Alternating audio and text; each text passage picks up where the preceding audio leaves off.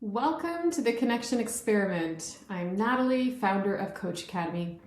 Every week we explore connection to others, to ourselves, to have conversations that feel different and feel connected.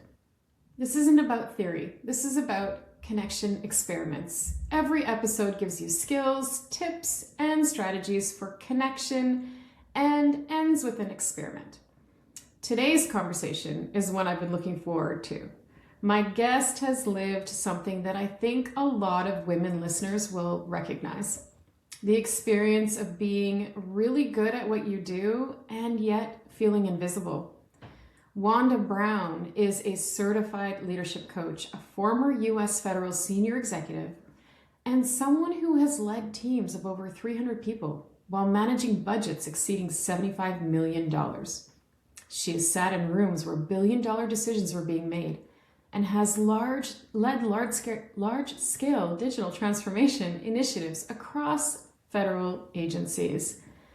And she's also felt passed over, excluded from key conversations, publicly humiliated, all while caring for a seriously ill child and aging parents. She turned her challenges into her life's work. And today, Wanda helps experienced women leaders move from what she calls unseen to unstoppable. Her framework takes women from burnt out and invisible to clarity, to energized, and to a life that they actually want to design on purpose. Here's why I wanted Wanda on this show. Being unseen is what happens when you stop connecting to other people and to yourself. It's what a lot of us feel today, and so many of us want to know how to break through. So today we're going to talk about what it takes to reconnect, repurpose, and realign ourselves through stories, through real stories, through Wanda's stories.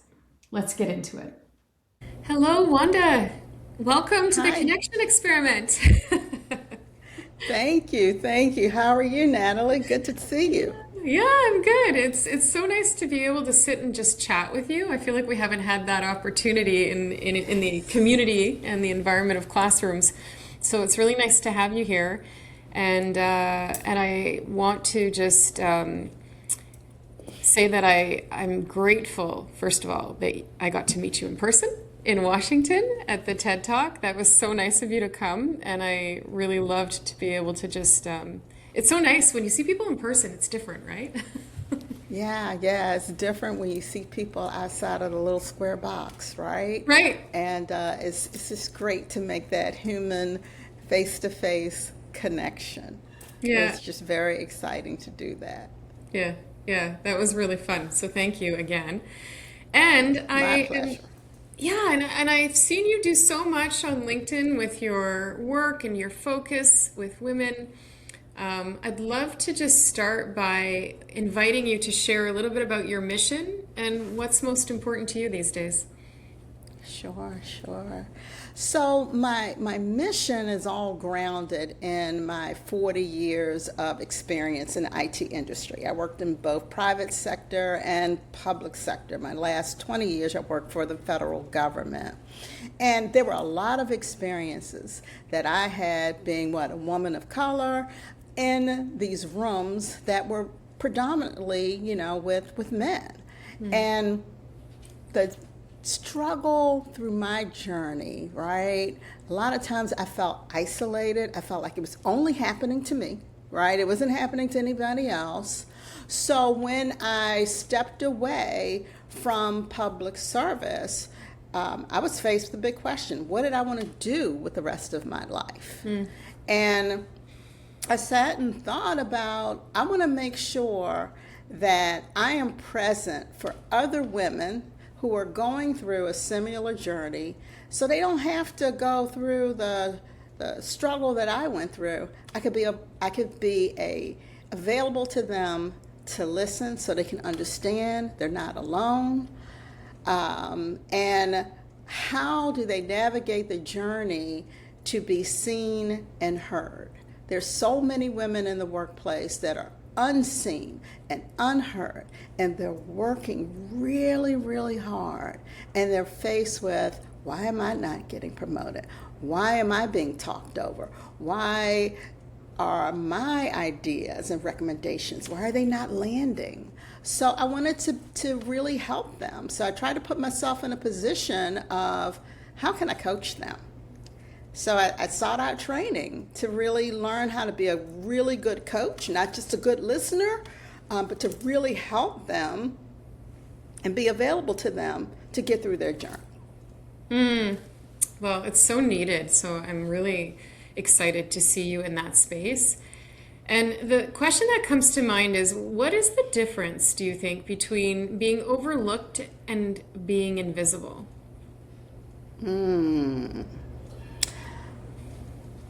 So the difference between being overlooked and being invisible.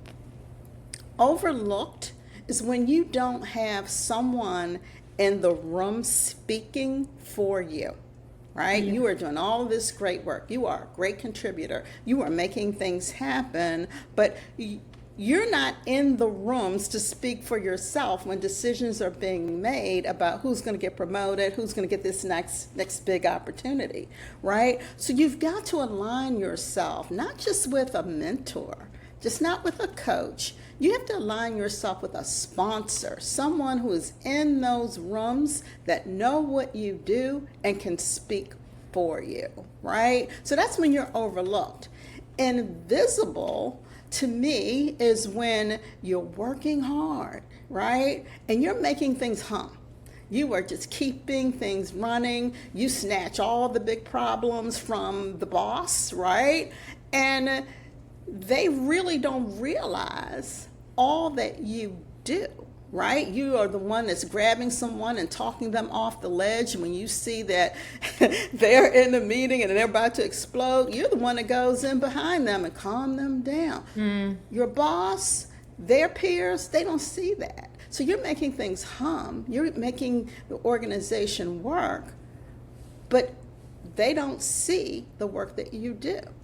Right? You may be talking in terms of I did this today and I did that today, but you're not explaining it in a way that demonstrates your impact. That's when you become like invisible. You're there, but you're not there. I think that's such an important distinction, but also recognizing the impact of each of those, like invisible versus overlooked. And I think it just gives more language to women to name what's happening, because I think I'm concerned, or I wonder how many people can name what they think is going on. Yeah. So you went from feeling, it sounds like you went from feeling unseen. I read your LinkedIn, About Me page, and you mentioned being unseen. But you went from that to leading 300 people teams and managing $75 million budgets. Can you talk to me about that transition? Like, what had to happen for you to get there? It's a good question. And I think what happened for me is just making space to recognize what I wanted and what I was capable of, and changing up the dynamic of how people saw me. Right? And it was a couple of things. So I'm going to go to the moment when I transitioned into government and I knew I wanted to be seen as a leader. So I had to figure out what were the things in my behavior that were keeping me in a position of being unseen, right? I was that person that was working hard. I read all the policies. I understood the revenue manuals, right? I knew all the details. And I had to demonstrate what I knew, right?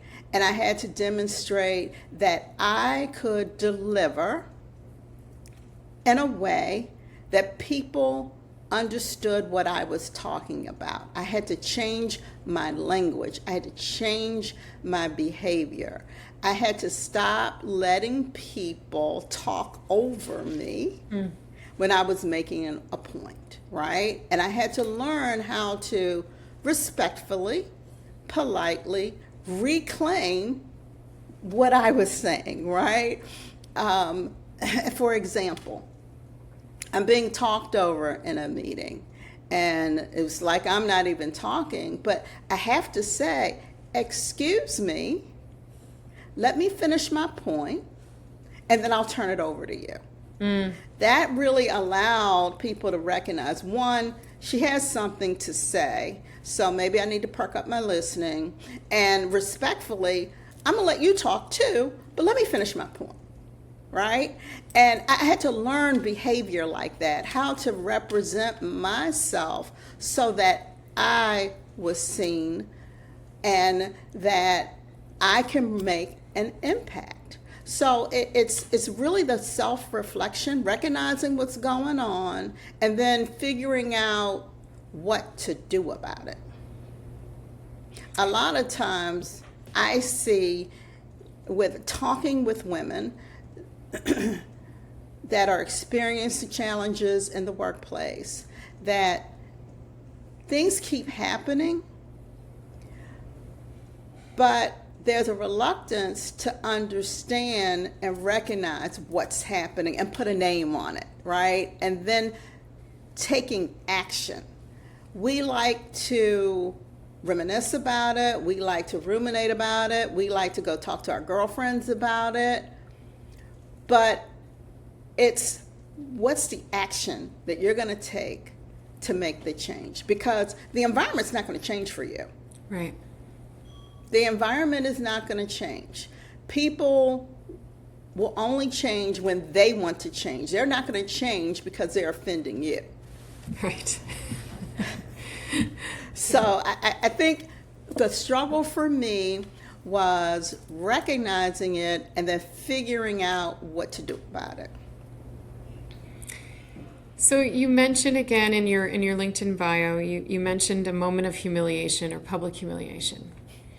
In that moment, going from that to what you're talking about here, like take me back to that moment, if you don't mind, to share like what was going on for you in your thoughts, and then how did you process that to get to where you are today? That's a really good question, and that was a huge moment for me. That was a huge moment for me because I was transitioning from being a senior manager into an executive role. And I was leading an organization, and I worked for a very difficult, a very challenging leader. And she happened to be a woman of color too. So in working for her, it was a scenario where one of my contracts, I was responsible for contracts, and one of my contracts did not renew timely. And we were preparing to go into a meeting with her boss. And I needed to let her know before we got into that meeting with her bosses. I didn't want her to be blindsided that the contract did not renew timely. So I went to her office and I let her know, hey, this happened. This didn't happen timely. And she dropped the F-bomb in front of me, right? So my background, I am from Southwest Baltimore. And I don't know if you're familiar with the TV series called The Wire, but it really showed what was happening in Southwest Baltimore in the early 80s with the drug scene and the crime and all of that. Well, I live around the corner from where The Wire was filmed, Oh, wow. okay?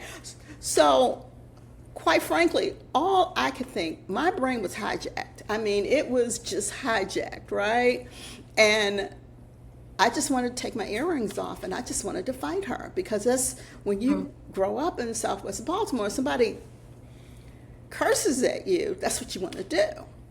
So my brain was all hijacked. And all I could think is I just wanted to retaliate. We go into the meeting with her boss, and they're asking me questions, and my attitude was like, yep, okay, no, I don't know that. I was just hijacked. After the meeting, I was just done the rest of the day. I thought about it, and I came to the conclusion, she's not going to change. That's just who she is, right? I forgot a part. After the meeting, she humiliated me in front of my peers, commenting on how bad my performance was in that meeting with her bosses, and that I was not prepared, and it was just negative in front of about 8 people. So I was crushed. I went home, I thought about it, and I understood she's not going to change. That's just who she is. She has been successful in her mind, being that way, and I needed to figure out how to deal with it. And that's when I took it upon myself to search for an executive coach. Nice. I paid for it out of my own pocket. To understand what was going on with me, that my brain became so hijacked by her actions that I could not perform in the way that I know I could perform. So I got an executive coach, and that meant that was a transformative action in my life. Just really going through what was going on with me, understanding how I wanted to show up, and what I needed to do to be a better executive. It wasn't about her. It wasn't about the environment. It was about me.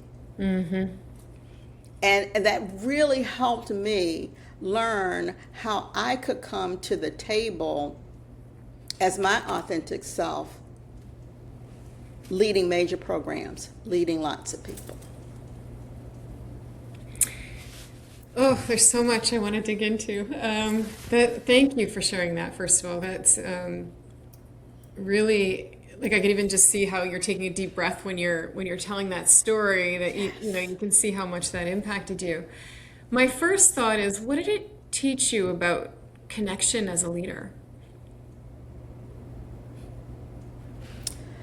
What it taught me about connection as a leader is it is so important for you to understand how your employees receive feedback and how they act on feedback, and how you can support them in their journey by just listening to them and understanding what's important for them. Just a follow-up to that story.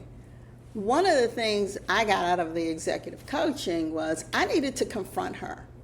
And I needed to confront her in a very professional way by sharing with her how I like to receive feedback.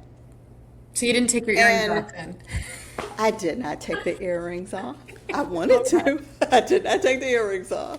But I sat down, and it was right before my performance evaluation. I told her I wanted to have a conversation with her. And I would not allow her to do it over the phone. I went to her office. So I had to travel downtown to where her office was. And I sat there and I said, hey, listen, I need you to understand the situation happened. And this is how I felt, right? I felt humiliated in front of my peers. It really was a significant impact on me. This is how I would like to receive feedback in the future. You know, feedback is a gift, but I like receiving feedback one-on-one instead of in front of my peers. That's humiliation. That's not a feedback. I'm not going to receive what you're saying to me. And that was such a big learning for me in how I treated other people, right? So I always made a practice to give feedback one-on-one. I needed to understand first how they like to receive feedback, and I would ask permission. Is it okay if I give you this feedback?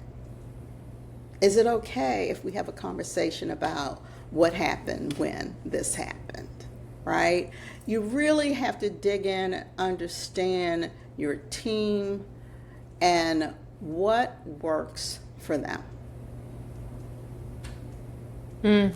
Yeah. And when you hired that coach, we often say that every high performer has a coach. What do you think of that statement? What was the experience for you? So the experience for me was transformative because it happened at a time when I had just lost my mother. And I will say my mother was a very unique person, and that my mother worked in retail all of her life. And she always had the ability to listen to me without judgment, to ask really good questions. She never gave me the answer, but I came up with the answer by her questions. Yeah. And with her absence, this has all happened within the first year of my mother not being here.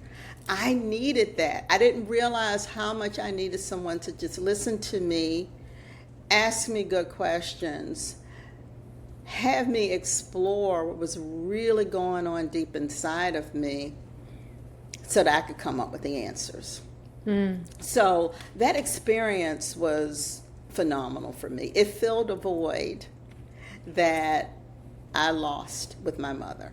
Because up until then, my mother was my coach. If something happened at work, I could call my mother and tell her who the players were and what happened. And she would ask just really good questions.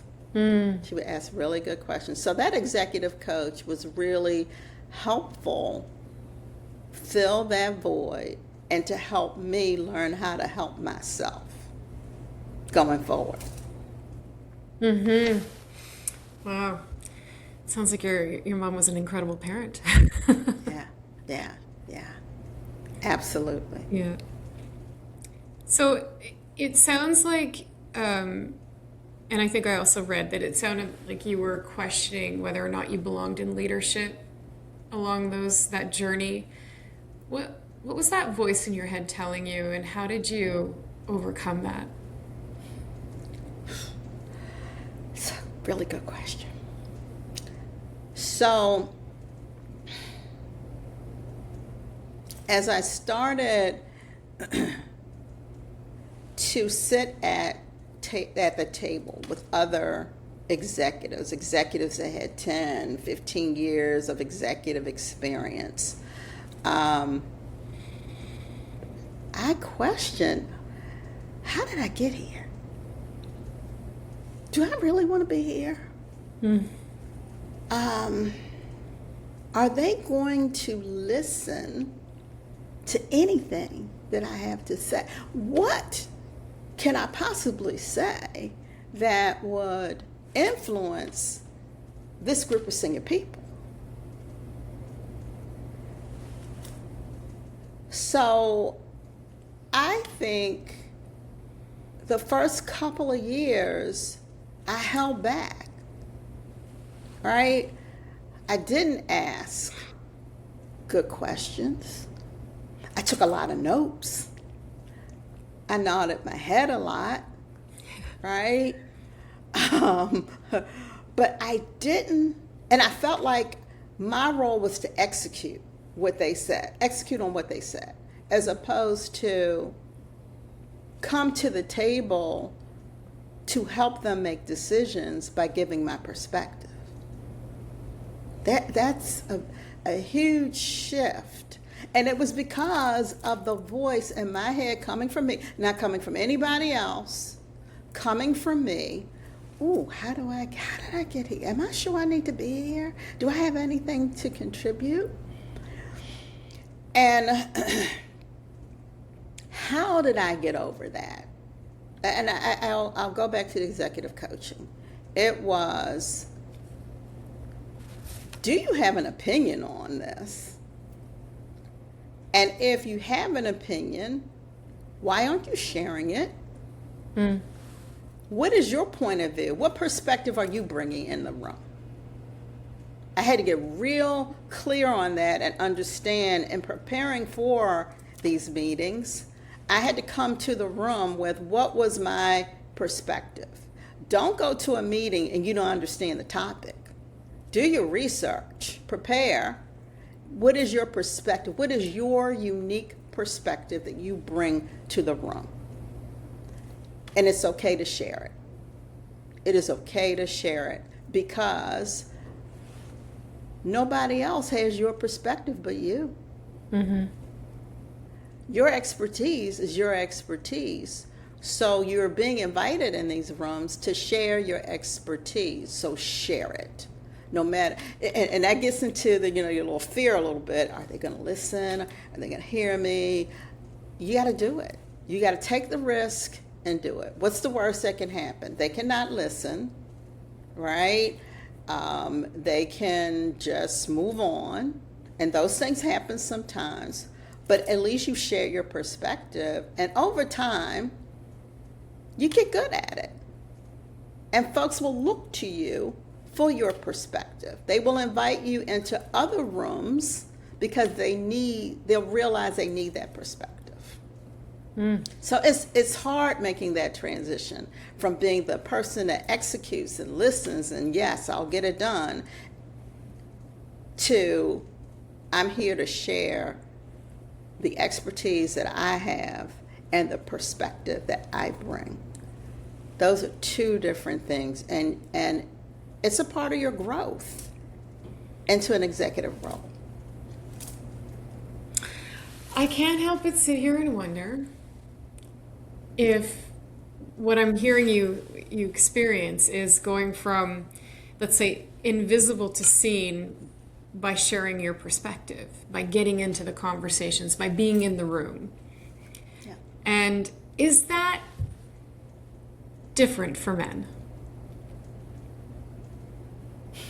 Is it different for men? So, I think it is. We have to think about our systems and our environment. Our systems were built by men. Our environments are largely built by men. So men feel very comfortable going into situations feeling like they are the authority figures, that they are the experts, and they may get shot down, but they'll come right back. That is just how men are made. That's just my perspective. That's how men are made. I have three girls and one son, one boy. Whew. He's different. He's just built different. He walks into rooms and he says what's on his mind, and this is his perspective, and you can take it or leave it, but that's his perspective. He's built that way. We are built to make sure everybody likes us, that we're kind, that we're respectful. And not that my son isn't kind or respectful. He's just built on, this is his opinion. He may be open to persuasion, but this is his opinion. And he's not going to sit there and nod if he does not agree with it. And here's his expertise, and here's his recommendation. They're built different. And that's okay, but we have to understand that systems were built by men, and we have to adjust our thinking and how we express ourselves in those rooms if we want to thrive. And I can look at it to say, well, that's not fair. It doesn't mean you have to throw away all of your feminine ways. It means that you have to adjust some things. And be very cognizant of your wisdom, your intuition, and the things that come to you naturally as a woman. And most important, I think are most important, your ability to be empathetic and your ability to nurture. You bring those with you because that's a different perspective that's not always in a room. Yeah, and I also read that you, during this time, it sounds like you were taking care of your mother, who was not well, but also a child who was not well. Mm-hmm. And thinking about like leadership and the difference between men and women, traditionally anyway, and I know it's not true for every family, but women you have 4 kids at home, and you have a job, a leadership position, and that's a lot to balance. Like, what can you say to the woman who is in that position today, wanting to make an impact at work, but also has this family to hold? What do you say to those women?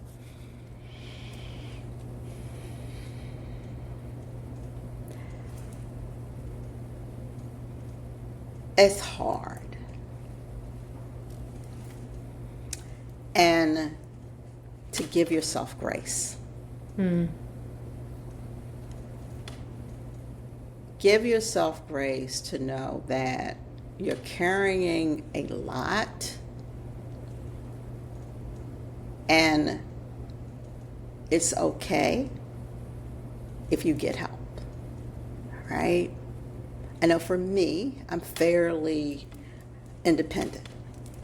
I like to do things myself.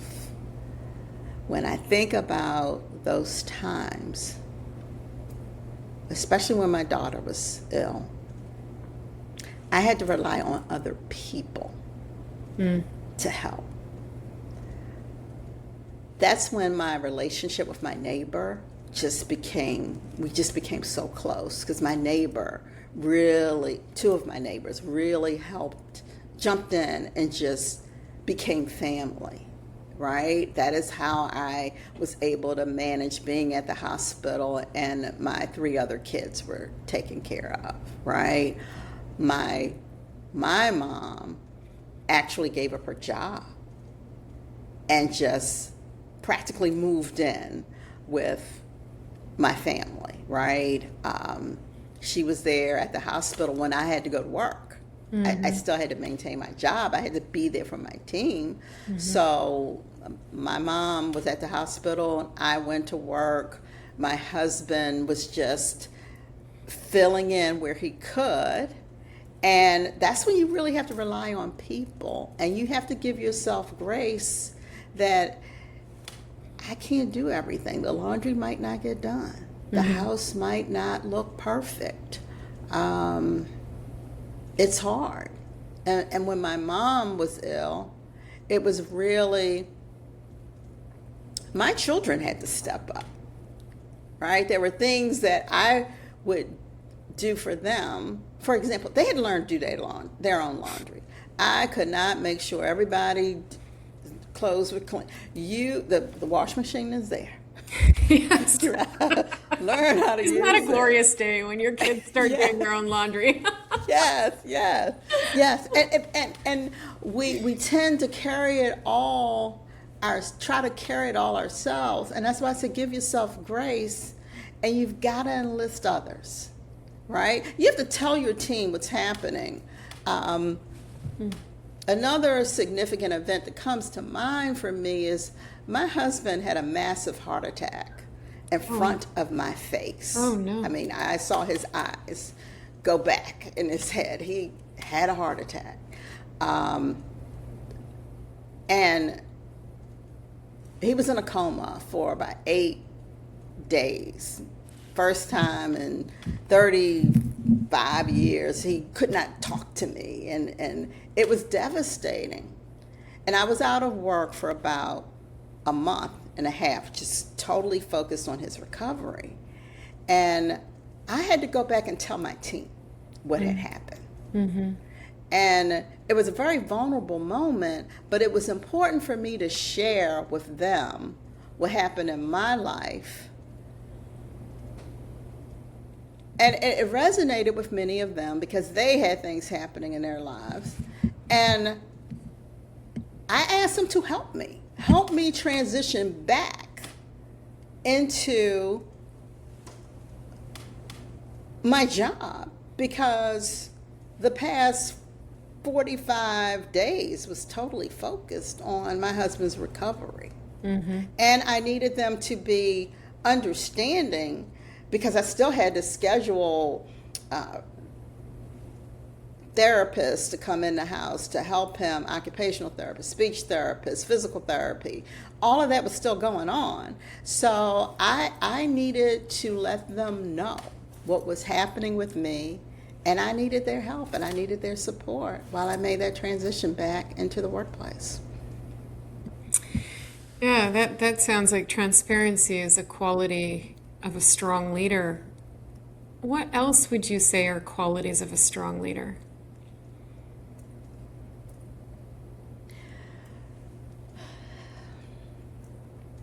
Listening. And we all read books about listening. We all know that's important. But let's be honest, as leaders, you have many things going on and you get distracted. It's very easy to become distracted. I think the biggest quality in a leader is your ability to listen to what folks are saying around you and how folks are behaving. Just pick up on their body language. And a lot of times we don't do that as leaders, right? We're trying to solve the next problem, or we're trying to think strategically on what's going to happen 3 years from now and how to best position ourselves. We just have so many things going on that we're trying to look at the phone and look at the next message, prepare for the next meeting while you're in a meeting. You really need to stop and listen. Listen, and I say listen with your eyes as well as with your ears to what emotions, physical gestures people are portraying. I think that is the most important thing that you can do as a leader. And it's hard. And I think I was just talking about it, but being vulnerable as a leader. It's okay to say you don't know. I don't know, but I'll go find out. And a lot of leaders won't do that. They present themselves as the all-knowing. And no one can be the all-knowing. Do you think that's still true today in leadership as much as it was? I mean, we hear a lot about servant leadership or the, appreciative inquiry. Like, is that still true in leadership circles in general, do you think? I think so.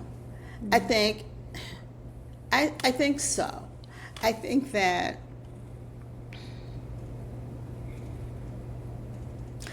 a lot of times we read the books, we go to the classes, but if you haven't figured out deep in here how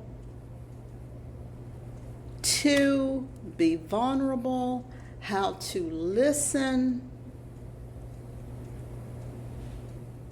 it's hard to execute. Mm-hmm. Because sometimes, I'll just say it, the ego gets in the way. Yes, for sure. The ego gets in the way. And you have to think about, so when the ego gets in the way, the ego takes over, and you're not going to admit that, I don't know.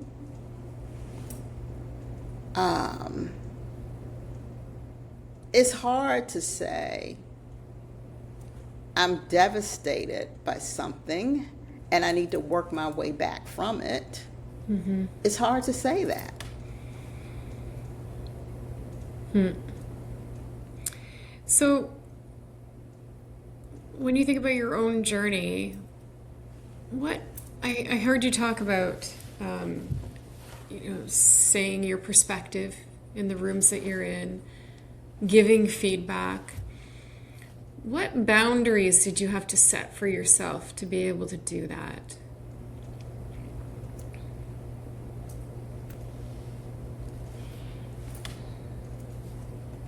Good question.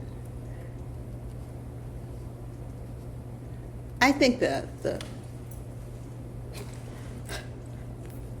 most effective boundary I had to set for myself,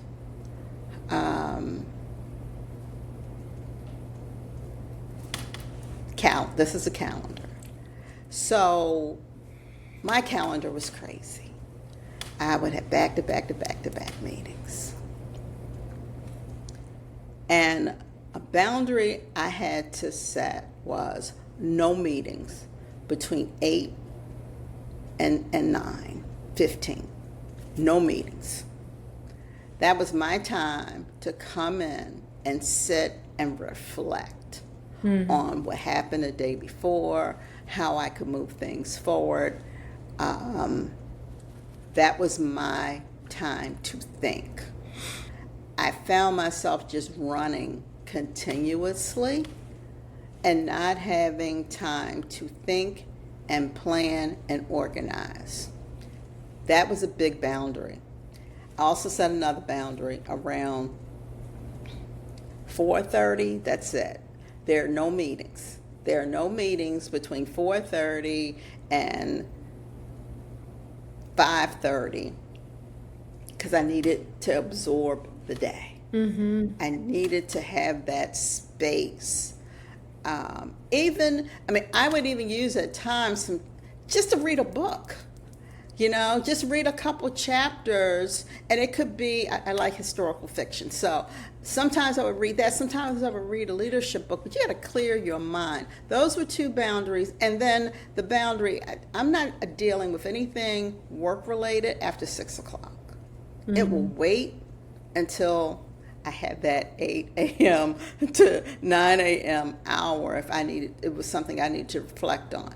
I'm not dealing with it because that was the time I had for my family, right? I have 4 very active kids. Everybody's doing something. And I needed to be present for them. I need to be very present for what they were doing, their accomplishments, their sport events. I needed to be present for my family. So anything after 6 o'clock, I'm not even thinking about. I'm not thinking about. Those were the hard boundaries that I set. And another boundary that I really needed to set for myself was not being pulled into, I call it drama, somebody else's emergency because they didn't plan effectively. It's not going to become my emergency, right? I have my priorities. I have things that I need to move forward because you slipped up. I might be able to help you. I could tell you what I'm going to do, but I'm not going to take it on. I am not. Earlier in my career, I would take things on that didn't belong to me. Didn't belong to me because I'm helping someone. I had to learn how that was sucking up my time, taking a lot of time away from things that I needed to be focused on. So I had to stop doing that. This is what I can do for you, but I'm not taking it on. I am definitely not taking it on. And a very hard thing for me was delegation. Yeah. I like to do everything. You've heard me say that. I like to do everything. But the delegation that turn it over to somebody. Somebody else needs to learn how to do this. Train them. Give them a 30-minute, what they need to know, and then let them fly with it. It may not be perfect the first 2 times. That's okay. They'll learn how to do it. They'll learn how to do it in their way, and that's developing them. Let it go. And I had to keep telling myself, let it go. Let it go. They can do this. And it frees you up. I used to have a stand-up meeting with my team because they didn't know how to work as a team when I got there. And I would say after a year of having these stand-ups, I just backed off. I'm not going to participate. If you all need me, I'm going to keep it on my calendar. It will be on my calendar, but I'm not participating because by now you all know how to operate as a team. You know what questions to ask. You've heard me ask these questions for a year now. So back off and let them fly. So you have to learn how to delegate and how to let go. Let go of what you do not necessarily have to do. Let someone else learn how to do it, and you take your time and learn something else. Yeah, those are such great things to bring, like to call out. It is hard to delegate when you know how to do something and you know that you want it done a certain way. It is very hard to let go, very hard to set those boundaries and protect your calendar time. I mean, I don't know how many times I've set time in my morning for focus and it gets interrupted.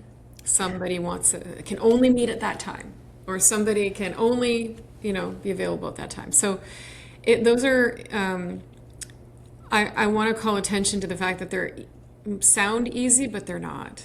And it takes a commitment to yourself, I think, more than anything, to keep those boundaries alive. So what's the first sign that you have seen, since you work a lot with women in leadership, what's the first sign of burnout? So I think the first sign that I try to get folks to recognize is the exhaustion. When rest, the normal rest, sleep, you just can't seem to overcome being exhausted. You are exhausted all the time. You rest. You'll do a Saturday Netflix and chill, but you're still exhausted. You are still exhausted. I think that's one of the first signs. And another sign that I think people miss is around nothing's fun anymore. Nothing's fun, right? You're exhausted. What you like to do isn't fun anymore. And the hallmark for me is the Sunday scaries. When you start thinking about having to go back to work at 12 o'clock on Sunday when you leave church. Oh my goodness. And you're counting every hour. Oh, I only got 2 more hours before. I only have 3 more hours before. I only have 8 more hours before. And you're obsessed with not wanting to go to work. Those are signs for me, and that's what I hear from women. But the exhaustion is the big thing. They just can't seem to recover. Wow, I don't think I've ever heard it explained that way, and that is so. Well, first of all, I think you should trademark the Sunday scaries, because that's the best.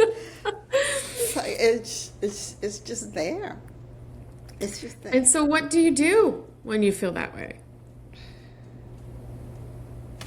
Recognize it, and I always say, go find out, is there something else going on with you, right? That exhaustion, go to the doctors and just get a full workup. Make sure there's nothing else going on. medically that's causing that exhaustion, right?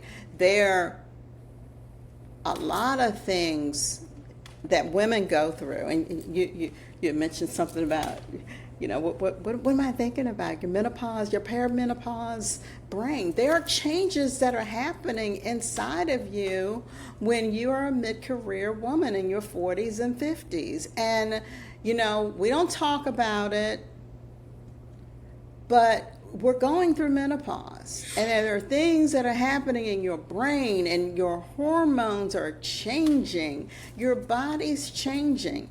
It's okay to recognize that and seek some help, right? There's a lot more recognition and a lot more resources to women now than 10 years ago, when I went through menopause, right? It's such a difference now. For me, it was push through. This happens. I saw my mother go through it, and my mother was so funny. Oh, it's just a little hot in here for me right now. And she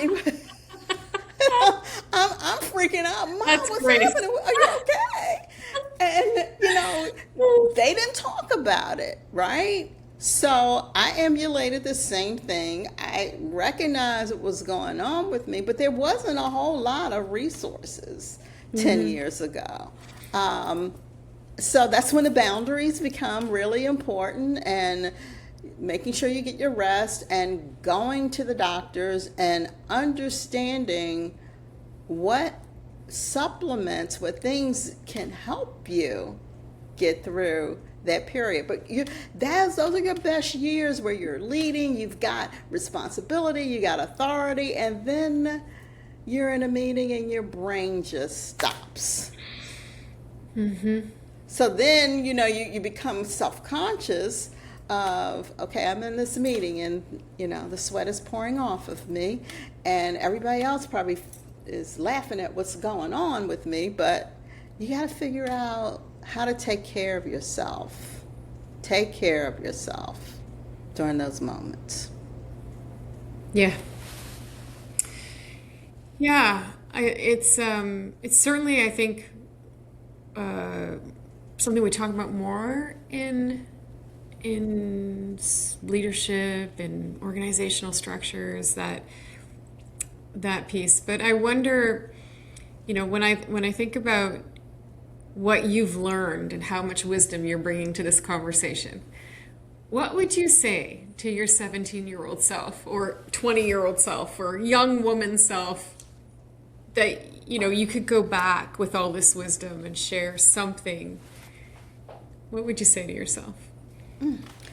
That's interesting, because I made a post about this the other day.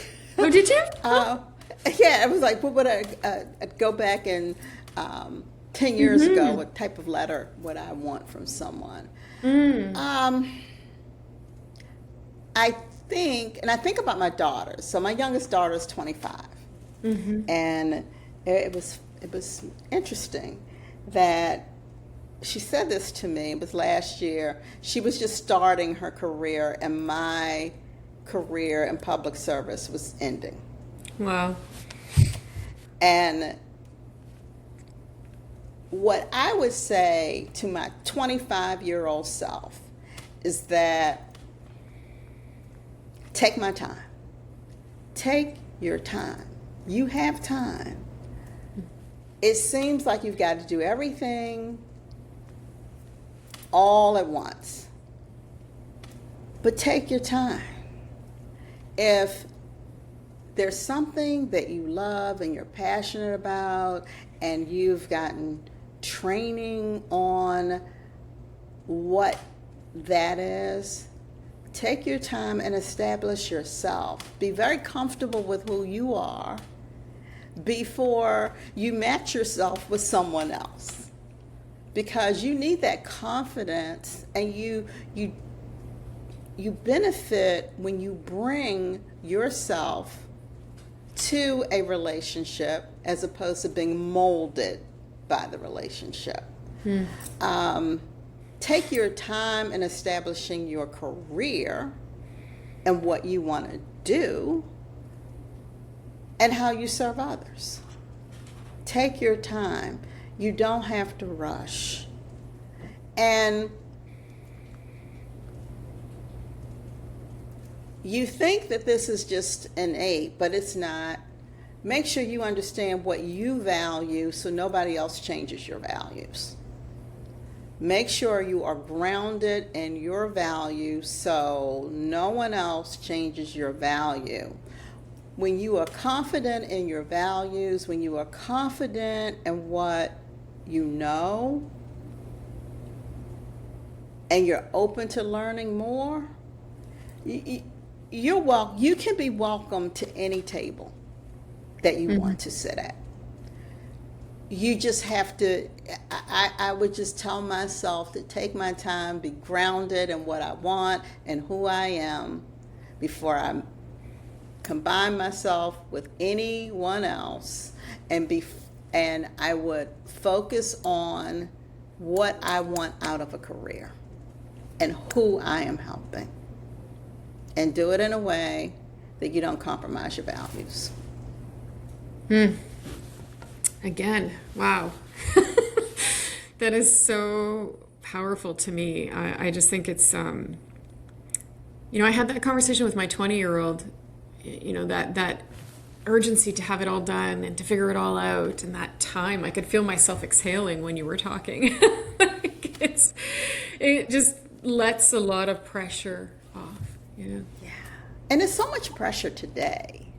I just think with social media and all of the instant gratification that's out there, and the pressure to just get it right away, puts even more pressure on young women today. It just puts I'll say young men too. It just puts more pressure in the atmosphere, because I gotta compete and I gotta be just like everyone else. No, you don't. Be you. Just be you. And I guess that brings me to connection to self. We have connection to others, and I'm hearing a lot of what you're saying is reflection, values, knowing who you are. What do you think about the importance of connection to self, whether it's in leadership or just as a person?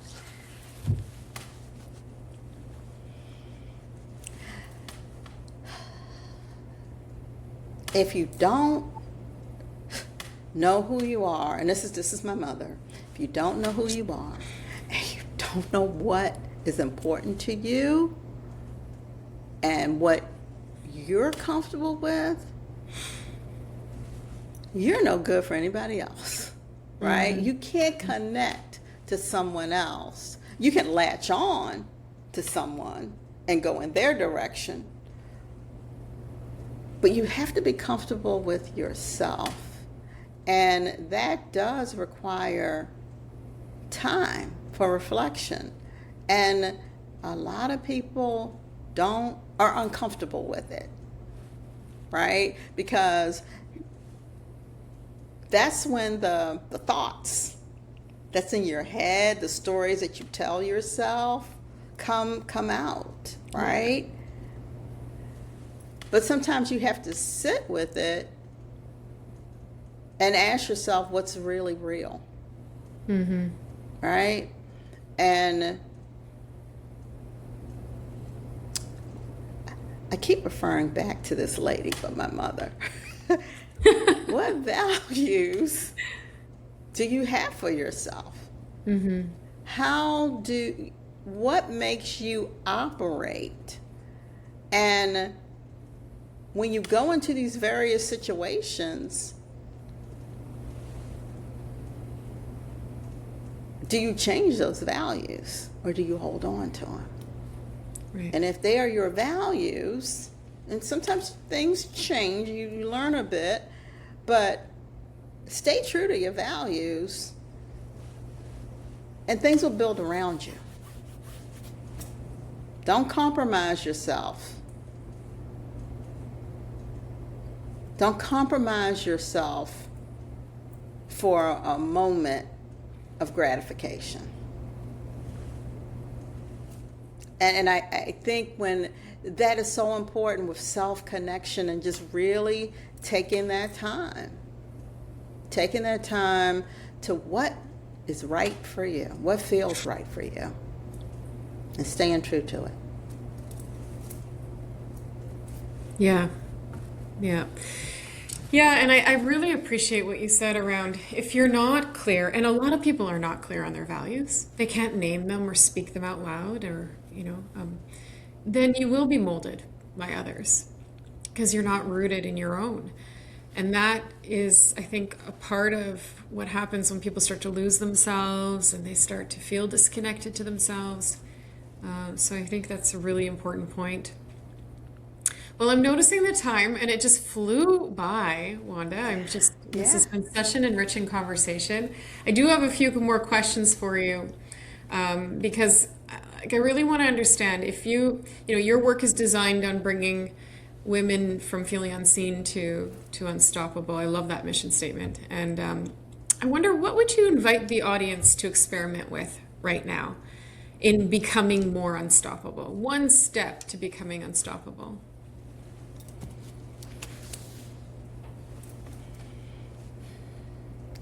So, one thing that I find works really well, and it really helped me to make that shift between, I'm going to say, my senior manager years and my executive years, is you're real comfortable with the value you bring, right? What do you contribute to your organization that nobody else does? What is your expertise, right? And one of the things that helped me is that it was a 5-minute Friday exercise that I would do. I would sit down and I would go through, what did I do this week that brought value? Unique value that I only could bring. A good friend told me when I was working on something, if it had not been for you, would this outcome have happened? If you had not been there, write down the things that you accomplished that brought value to your organization, and examine how are you articulating those things. What did you do? How are you articulating them? Who knows, right? Who knows about them? So that when you're not in a room, people can speak towards what you've accomplished, and that you are building your evidence file. Oh, wow. You're building your evidence file. So when it's time for you to go back and you're writing we used to do self-assessments, performance review time, then you can go back to those notes and go, I did this, and I did this, and I did that. It just really helps you become grounded in the value that you bring. Over time, it just builds your confidence in something. When something happens and you're feeling like, it shakes your confidence a little bit, having an evidence file will help bring you back. I love that. I love It will the help bring evidence you file. back. So I would give that as a tip, because it really helps you keep your confidence where you'd like it to be, and it's helping you to prepare others to know what you're doing, and it's helping you to prepare for your performance review. And you're not sitting there scratching your head at the last minute. Not to mention the fact that we often get distracted by negative. The negative stuff stands out so much more. When you take that time on the Friday to reflect and build your evidence file, you're actually forcing yourself to focus on the positive things and the wins, which I don't think can be oversaid. So that's just a great tip. And a question that I ask everyone who comes to the podcast, if you had one question that you could ask the universe and get the answer to, what do you think that would be?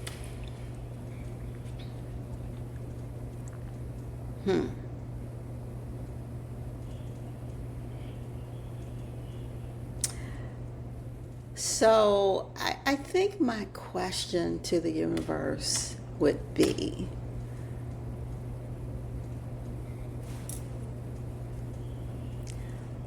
why can't we collectively accept each other for who we are as opposed to all the judgment? Why can't we just accept people for who they are, the values that they bring for themselves? Why is there so much judgment on this person because they look this way, or that person because of this thing? How can we accept each other as we are? Wouldn't things be a lot better? I just feel like things would be a lot better if we just accept human beings as they are and help them become better. Yeah, absolutely. Absolutely. Well, I just want to say thank you. Thank you for your time. Thank you for your wisdom. Thank you for being here. It's been such a pleasure to connect with you on the Connection Experiment. Thank you. It has been my pleasure. I am so honored that you even asked me. Oh, no, it's been, honestly, I feel there's so much richness in this conversation. Where can people reach out to you if they want to reach out to you? We're going to put your contact information in the post, but where do you want to just say where the best place is? The best place to contact me is on LinkedIn, Wanda Jones Brown. Just, you can Google my name.